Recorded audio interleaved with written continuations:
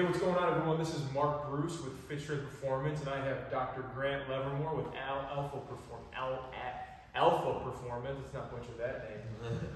So what Dr. Grant and I are going to talk about today is just some of these movements that we will prescribe to athletes who primarily rotate. You know, but we always want to highlight that all athletes are going to need to do some rotational pattern. You know, so I'm going to speak in terms of what I will do with my athletes in my gym.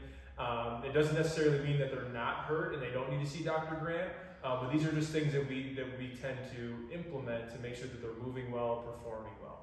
So a lot of times we see with our athletes they have these tight abductors. You know, so that's the muscle right in that thigh, inner thigh. And what we see is a lot of athletes who may be anteriorly tilted, posteriorly tilted. You know, they're struggling with internal, external rotation. And we know with that abductor, right, it could be pulling that knee in or preventing it from abducting. And it could really mess with the knee. They could have some knee pain. They're struggling rotating at the hip, internally rotating. So a simple thing that everyone should be doing before they begin training is some soft tissue work. So we're going to go through two of these movements that I love doing with my athletes. Dr. Grant and I talked earlier. You know, he'll have his clients do it as well. But this is something that you don't have to do if you're injured. So what Dr. Grant's going to do is he's going to put that foam roller right at the inside of his leg. So notice he's like down like he's doing a plank. He's going to either straighten or bend that right leg. And this is where you can just have the freedom to figure out what feels good. You know, because sometimes, you know, if Dr. Grant, do you feel something tight right there? Yeah, I'm a little bit tighter in my hips than I'd like to admit, but straightening my leg might be a little difficult for me, so I'm going to go with the bent knee method. And then in some cases, if you find like this hot spot, something that's really tender, you can always do just some butt kicks, right? So if you find a little hot spot, he can straighten that leg out and bend it, right? Because you're going to contract that muscle. But what we have a lot of our athletes do is he's just going to roll forward and back or left to right. And he's going to go all the way to that knee and then all the way up as high as you can in his groin. And you can do this anywhere from 30 to 60 seconds. Dr. Grant, when would you prescribe this? Before a workout, during, after? What do you think? So I consider this a dynamic warm-up, which is always preferred before a workout, so you never want to work out cold or stretch cold, right? I wouldn't tell you to just stand there and touch your toes and then go lift heavy weight.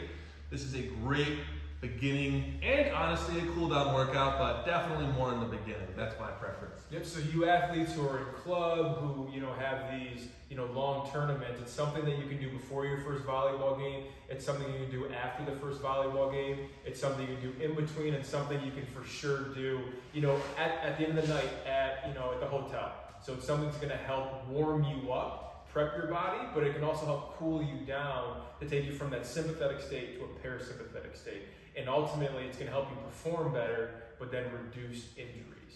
Cool. So then the next one we'll do is we have a lacrosse ball. So this is all self-myofascial release. It's great if you have Dr. Grant or come see me, but again, it's something that you can do at home. And what Dr. Grant is going to do is going to take the lacrosse ball and he's going to roll his glute, his piriformis, his glute medius out. So he's going to sit on that with his right side. And then he's going to take his right ankle and put it on his left knee and bend that left knee. He's going to pull up a little bit, and this may hurt him a little bit, but this is why we have his hands in the ground, because this is where he is going to, dictate how much of his own body weight's on there. And this is where he's just going to roll left to right. You know, he can find a hot spot and kind of wiggle around in it. And this is something that can release that glute medius, that piriformis, if you're someone that has back pain, if you're someone that's struggling in your deadlift or squat, or just don't feel right while you're playing volleyball or basketball. This is something that, number one, it fits in your bag, fits in your backpack, and number two, it can certainly get you prepared for your performance. You know, Dr. Grant, what do you think about this for some of your clients that you see that may have some back pain or hip issues? This is probably going to be your number one best friend. It's small, comes with you can bring it to any sporting event or honestly to work if that's your thing. Little anatomy lesson, right? You got your glute max, glute med and min on the side. They perform this motion here, which is hip stability, right? Our hips shift when we move, right? We're down low, we gotta move left and right. If this is weak, it puts a lot of stress on our lower back and can cause lots of other problems. So a lot of us have a tight one. So if you find your hip bone here, called your greater trochanter, come back a few inches. Right in this area, you're gonna find your glute piriformis, generally. That's not super specific, but that's the hot spot, and I guarantee you'll feel it right away. And if that's too hard, get a tennis ball. There's a lot of different, a lot of different devices that you can use. You can go on Amazon and find something that's really squishy. You can get a tennis ball, you can get a lacrosse ball. You can even use a volleyball or a soccer ball, something that is round, if that's just what you have at home. So that's just something that we'll do before, our dynamic stretching and or before, we have our athletes, start to lift weights. And then our last one that we'll add into this repertoire is our 90-90 rotation. Again, so before you work out, you want to do this soft tissue mobilization to loosen up the fascia. And then you want to begin these dynamic movements to get your heart rate up, to get your hips going from internal, external rotation, whatever that limitation is. Because when you're playing sports, I don't know, Dr. Grant, you tell me, when you're playing sports, are you just doing just one thing with your ankle? Are you only going to move in one direction? Or is it this more 3D dynamic movement in sport? Well, if you find a sport that's not 3D, come and tell me, because I don't think there is one. So I was a volleyball player for most of my life, and yeah, I had to move side to side, up, down, I had to turn, I had to pivot, I had to run, jump, you name it, and I had to have very mobile ankles. And they're still mobile, I'm still pretty happy with that. But yeah, if you don't work on it, you're gonna have a problem up the chain somewhere. You might hurt your hips, you might hurt your back, or your shoulder. It can affect you all the way up. So it's very important. So this one is a 90-90 rotation, and myself, I love this. Dr. Grant said he prescribes it to his clients. And I'm a little stiff, so. Yeah. But it's great because it's gonna teach your hips how to go from internal to external rotation and really work on those areas. So what he's gonna do is sit on his butt. And what he wants to do is he wants to have a 90-degree angle, just right here. And how about you rotate the other way, Dr. Grant, so your feet are that way? Yep. So you notice we call it 90-90 is because, he has a 90-degree angle at that back knee and 90 at that front knee. So that first one, if you really struggle at this, you can have your hands on the ground. Totally up to you. And then in many cases, guess what? He can sit in this position and just breathe. Just by doing that, can get rid of some of the air that's locked up in your hips and loosen up what you could be feeling and kind of sensation is tight. So after this position, what I want him to do is I want him to lift this leg up first. As he lifts it up, he's going to let everything else kind of rotate to the other side. And same thing, if you feel so stiff, guess what? Just breathe. Because what I always see is athletes that are really tense, they probably have tense and tight muscles.